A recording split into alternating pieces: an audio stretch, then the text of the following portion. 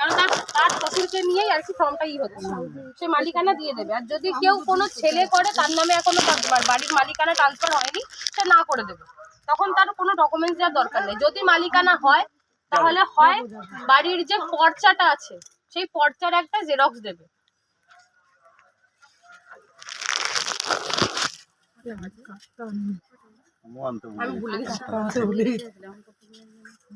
পরিবারের সকল সদস্যের মোট জমির পরিমাণ শতকে লিখতে হবে, কতটা জমি আছে। বাড়িতে যদি 4 চাকা থাকে সেটাও দিতে হবে, গাড়ির যে নাম্বারটা সেটা লিখতে হবে এবং রেজিস্ট্রেশন নাম্বার যেটা সেটাও লিখতে হবে, গাড়ির নাম্বার যেটা আছে। হ্যাঁ হ্যাঁ। পরিবার ভিত্তিক সদস্যর স্বাস্থ্য বীমা, কারো স্বাস্থ্য বীমা আছে, স্বাস্থ্য সাথী কার্ড আছে, যার নামে আছে তার নামে যদি সদস্য, যদি হেড অফ দ্য ফ্যামিলি থাকে সেখানে দেবে, সরকারি সেটা সরকারের পাশে টিক করে দেবে, একের থাকলে একের দেবে, দুইয়ের থাকলে দুইয়ের দেবে, তিনের থাকলে তিনের, যার থাকবে তার পাশে দেবে। তোমরা কি প্যান কার্ড বা পি ট্যাক্স এর দ্বারা কখনো কোথাও ট্যাক্স প্রদান করে থাকো? কাউকে ট্যাক্স দাও? ট্যাক্স দাও? হ্যাঁ হ্যাঁ। পি ট্যাক্স কিন্তু কি ট্যাক্স দেয় শ্বশুর বলতে পারবে, ট্যাক্স দেয় এটা জানি। ওই যে বাড়ির এই ট্যাক্সটা এখানে কেউ দেয় না, এখানে না করে দেবে, এই যে এটাই না করে দেবে। প্যান কার্ডের নাম্বার যেখানে থাকবে, এখানে ফার্স্টে বাড়ির যে প্রধান তার নাম, তার প্যান নাম্বার, সদস্য 1-এর নাম প্যান নাম্বার, সদস্য 2-এর নাম প্যান নাম্বার, যারা প্রাপ্তবয়স্ক তাদেরই দেবে। পরিবারের কর্মস্থানের ধরনটা শুনে নাও। একটা আছে সরকারি ক্ষেত্র, যারা সরকারি জায়গায় কাজ করে সে সরকারিতে দেবে, যে বেসরকারিতে কাজ করে সে বেসরকারিতে দেবে, যে সংগঠিত ক্ষেত্রে স্বনিযুক্ত আছে মানে উদ্যোক্তা, ব্যবসায়ী, মালিক, যার নিজস্ব ব্যবসা সে এখানে দিল। আংশিক সময় কর্মরত, যারা পার্ট টাইম কাজ করছে, পরে ছেড়ে দিয়ে অন্য কিছু হয়তো করতে পারে, সেটাও দিতে পারো। অসংগঠিত ক্ষেত্রে স্বনিযুক্ত কারিগর, শিল্পী, কৃষক যারা আছে তারা পরেরটায় দেবে। পরিযায়ী শ্রমিক যারা বাইরে থাকে তাদেরটা দিল। বেকার আছে, অন্যান্য আছে, যে যেই কাজটা করে সেটা এখানে টিক মার্ক করে দেবে।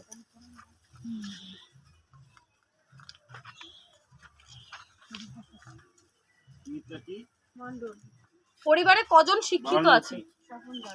পরিবারে কজন শিক্ষিত আছে? ঠিক আছে, ছোটদেরটা মনে হয় নিচ্ছে না, 18 বছরের উচ্চটাই তো নিচ্ছে। যে কয়জন শিক্ষিত আছে তাদের নাম লিখে, শিক্ষিত প্রাপ্তবয়স্ক বছরের পরে যাদের তাদের নিচ্ছে, প্রাপ্তবয়স্ক সদস্য যারা এখানে শিক্ষিত যারা তাদেরটা দেবে। যারা পড়াশোনা করেনি তাদেরটা এখানটায় দেবে। কে কে পড়াশোনা করেছে মানে যে শিক্ষিত তার জায়গায় ঠিক করবে, যে উচ্চ শিক্ষিত মানে অশিক্ষিত তাদেরটাও ঠিক করবে। এটা শুনতে একটু কেমন লাগে, যারা অশিক্ষিত যারা পড়াশোনা জানে না, পড়াশোনা কত অবধি করেছে সেটাও সর্বোচ্চ শিক্ষাগত যোগ্যতা এইটা এখানে ক্যাপিটালে লিখে দেবে। ইংলিশে ক্যাপিটালে, সব জায়গায় ইংলিশে ক্যাপিটালে ফিল আপ হবে। ইংলিশে হবে গো, হ্যাঁ পুরোটা ইংলিশে ক্যাপিটাল অফ করে। কোন সদস্য কি কোন সাংবিধানিক পদ, মন্ত্রী, সাংসদ, বিধায়ক, পৌরস্থানীয় সংস্থা এবং পঞ্চায়েত সংস্থার প্রাক্তন বা বর্তমান ধারক? তোমাদের এখানে কি কেউ মানে পৌরর আর কি কোনো কর্মরত ছিল, পৌরসভায় কাজ করতো বা বিধায়ক ছিল বা পঞ্চায়েতে কাজ করতো, কোন রকম পদে ছিল? যদি থাকে তাহলে হ্যাঁ, সেটা কি পদে ছিল সংসদ সদস্য নাম দিতে হবে যে কে ছিল। আর যদি না থাকে তো না, আসলো না। কোন সদস্য কি সরকারি পেনশন ভোগী? কেউ সরকারি পেনশন পায়? যদি পেয়ে থাকে তাহলে হ্যাঁ করবে, আর যদি না পেয়ে থাকে তাহলে না। কোন সদস্য কি জিএসটির অধীনে নিবন্ধিত আছেন? কেউ জিএসটি দাও তোমরা? যদি জিএসটি দিয়ে থাকো তাহলে হ্যাঁ করবে, যদি না দিয়ে থাকো তাহলে না করবে। এটা জিএসটি কাটে না, সবাই দেয়, মার্কেট করতে গেলে জিএসটি দিতে হয়। যদি জিএসটি কেউ দিয়ে থাকো হ্যাঁ করে, তাহলে তাকে কিন্তু জিএসটির নাম্বারটাও দিতে হবে। শপিং মহলে গেলে জিএসটি দিতে হয়। পরিবারের মোট বাৎসরিক দোকান দিয়া ওই জিএসটি কার্ডেই তো থাকে, জিএসটি কার্ড তাদের জিএসটি পায়, আদার্সেরা তো জিএসটি দেয় না। জিএসটি কার্ড সবাই দিচ্ছে, জিএসটি তো সবাই দিচ্ছে না, সেটাই তো যারা জিএসটি মেন কারা দিচ্ছে দেখো, যারা ব্যবসা করে জিএসটি, সেটাই বলছি, এটা সেটা বলে দাও। হ্যাঁ সেটাই তো বলছি যে উনি যেমন বললো জানো আপনি এক জোড়া না বুঝিয়ে দাও, জুতা কিনলে আপনার সাথে জিএসটি কাটে। সেটা আমি তার ব্যবসাদার দিচ্ছি, শপিং করছো সেটা জিএসটি, সেই ব্যবসাদার দিচ্ছে, আপনি তো দিচ্ছেন নিজস্ব কিছু জিএসটি তোমার তুমি একটা ব্যবসা করতে আপনি যদি বড় ব্যবসাদার হন তবে জিএসটি দেন, সেটা দেখাবেন। ফর্মে লেখা রয়েছে কিভাবে সেইটাই তো বলছি। আমি তো সেটাই বলে দিচ্ছি, ওগুলো কি এখন যে আপনি বলতেছেন কারো মনে থাকবে না, মাথায় থাকবে। আমি বুঝিয়ে দিচ্ছি সবাইকে। তাও দিদি কেউ একজন আইসা ফর্ম ফিল আপ করতে পারবে। পরিবারের মোট বার্ষিক আয়, পরিবারের মোট বার্ষিক আয় মানে বছরে মোট income। সরস্বতী মণ্ডল, এমন বিরক্তকর। সরস্বতী মণ্ডল, মাসের আয়, বছরের আয় যদি মনে করতে না পারো, ফোন নাম্বারটা দিয়ে average একটা মাসিক আয় বের করে ফোন নাম্বার যে কোনো একটা নাম্বার দিলে হবে তো। বাৎসরিক আয়টা লিখে দিই। আমি তো দুবার মানে লক্ষ্মীর ভান্ডার পেয়েছি, আমার নাম আছে। দেখছি দাঁড়ান, দেখছি একটু দেখতে হবে। হ্যাঁ, এই ফর্ম নিয়ে কাজ করে, ফর্মটা আমাকে ফর্মটা দিয়ে দিত। এই নাম্বারটা তোমার সাথে যোগাযোগ করুন। আচ্ছা এই নাম্বার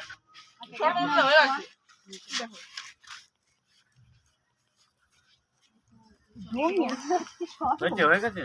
কেউ interested নয়, আমার সব বলা থাকে। এগুলো সবাই শুনছে তো, এই যে এর মধ্যে অনেক কিছু লিঙ্ক রয়েছে। এর মধ্যে অনেক কিছু লিংক আছে, তারপরে যখন ফর্মটা দিয়ে আমি নাম দিয়ে চলে যাবো, আমার সবাই objection দেবে। তো দিয়েছে তোমাকে না? আগের সরকার যা যা কাজ করেছে, ওই আগের সরকারের সঙ্গে যুক্ত আমাদের কৌশিক ভৌমিকের মা এখানে সন্ত্রাস চালিয়েছিল। সেইটাই আমার উপরে হামলা চালিয়েছিল, অত্যাচার করেছিল। আমার যে রাজমিস্ত্রির কাজ করছি, টাকা লুট করেছিল, সেই দাদাগিরি দেখাচ্ছে এখন। আবার বিজেপির কর্মীদের মারধর করেছে ওই গোলপাড়ায়, এই মিছিল ভারী করে এই যে ঝামেলা করছে। আপনারা দেখুন, আগের জামানায় সিপিএম ক্ষমতায় ছিল, এরা সেটাই আবার তৃণমূল কাছ থেকে বুঝে নিচ্ছে কীভাবে সন্ত্রাস করেছে। যাইছিলাম, আপনারা দেখুন মানুষের কীভাবে বিভ্রান্তি করে নতুন ক্ষমতা পেয়েছে, তাদের সঙ্গে মিলিতভাবে কাজ করছে সন্ত্রাস। আপনারা দেখবেন, আমি বলছি বঙ্কিম ঘোষ সায়নকে দেখার জন্য এবং প্রশাসনকেও। ভারত মাতা কি জয়। আমি আগের পুরানো বিজেপি আরএসএস রাষ্ট্রীয় সেবক সংঘের একজন সেবক, তাই সকলের উপস্থিতিতে এরা কীভাবে জাল করিয়েছিল সেইগুলো আবার পুনরায় তৈরি করছে। জয় শ্রীরাম।